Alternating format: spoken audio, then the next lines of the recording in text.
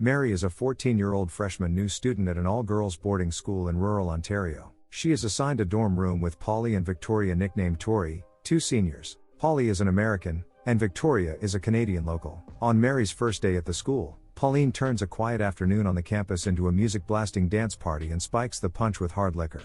To get the shy Mary to break out of her shell, Polly and Tori involve her in their activities, such as running in the morning. When they hear that Mary's mother has recently died, Polly nicknames her Mary Brave. Another day later, Pauline defends Victoria from a frustrated math teacher, who humiliates her when she does not understand basic math. Mary observes the intimacy between her two roommates. Peering out a window at night, she sees them kissing on a roof. Polly and Tori's relationship is close, and Polly is full of life. Over time, Polly and Tori become more comfortable showing affection in front of Mary. It progresses from a quick kiss on the lips in front of her, to the two sharing a bed and making love while Mary is sleeping. When the three jogs one day, Polly comes across a hurt falcon which she befriends. After reading up on falcons, she trains the animal while keeping it in a makeshift birdhouse on the roof of their dorm building. While she is tending to the falcon, Mary and Tori meet some boys from the nearby boys' school. One of them, Jake, flirts with Tori, asking if she will attend her brother's 18th birthday party and making it clear that he likes her.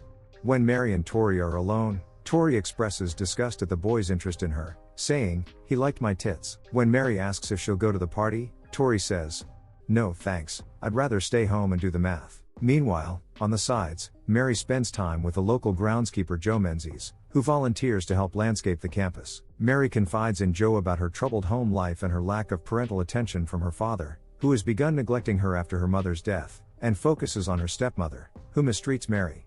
Joe encourages Mary to live out her frustration and unhappiness through work. One morning, Victoria's sister Allison, another first-year student, and her friends rush into the room to wake up the older girls. Polly is lying in Tori's bed, both clearly topless. Horrified silence falls over everyone. Mary pushes Tori's sister out of the room and closes the door. Tori angrily tells Polly to get out of her bed. Polly tries to downplay the situation, and Tori tells her she doesn't understand, explaining what her sister will say to her parents about it. When confronted by Allison, Tori tries to extinguish her sister's suspicions by telling her that Polly has an unrequited crush on her and crawls into her bed.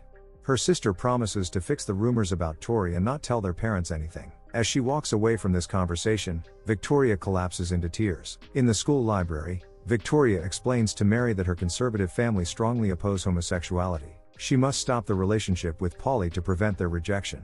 Mary sympathizes with her friends, as she also feels rejected by her father, who does not bother to attend a father/daughter dance. In the forest at night, Tori and Jake have sex against a tree. Both Mary and Polly accidentally witness this scene and run back to their room before Tori returns. When Tori returns to the room, Polly asks her where she's been, and Tori says she was with a friend. Polly lashes out at her, telling her she saw what Tori and Jake were doing in the woods. In a very poignant moment, Tori tells Polly that their shared intimacy will never happen again.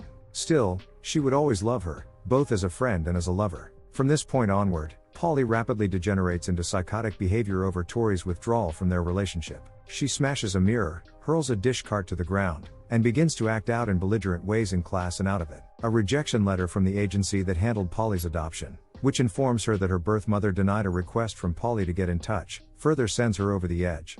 When Polly is called into the headmistress Faye Vaughn's office over mouthing off one too many times to a teacher, Polly refuses to talk to headmistress Vaughn about her recent behavior or what is bothering her. The headmistress suggests that Polly is going through a nervous breakdown, but Polly says it's not the reason and storms out of the office. Later, when headmistress Vaughn confronts Polly on the school's quad, Polly finally confides in her about her romance with a female student who ended it out of shame, without naming Tori's name. The headmistress is surprisingly very sympathetic to Polly. She tells Polly that when she was younger, she suffered a nervous breakdown too, when her girlfriend abandoned her in a similar situation. Still, the headmistress gets over it and offers emotional support for Polly.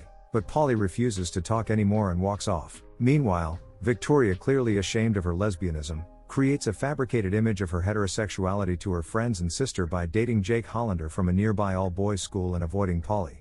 One day in the woods, Polly declares a fencing duel to the death with Jake. Jake is not taking her seriously until he ends up on the ground after being slashed, with Polly brandishing a sword above him. She demands that he give up Tori. When he refuses, she stabs him in the leg. Mary rushes to stop her, and Polly runs off. Mary runs to Victoria's soccer match, where the headmistress, math teacher and fellow students are assembled. Upon reaching the group, Mary sees Polly sobbing from the top of a nearby building while holding her falcon. Whispering, I rush into the secret house, a reference to Shakespeare on suicide. Polly jumps to her death, and as she falls, the injured falcon flies out of the doomed Polly's hands into the air.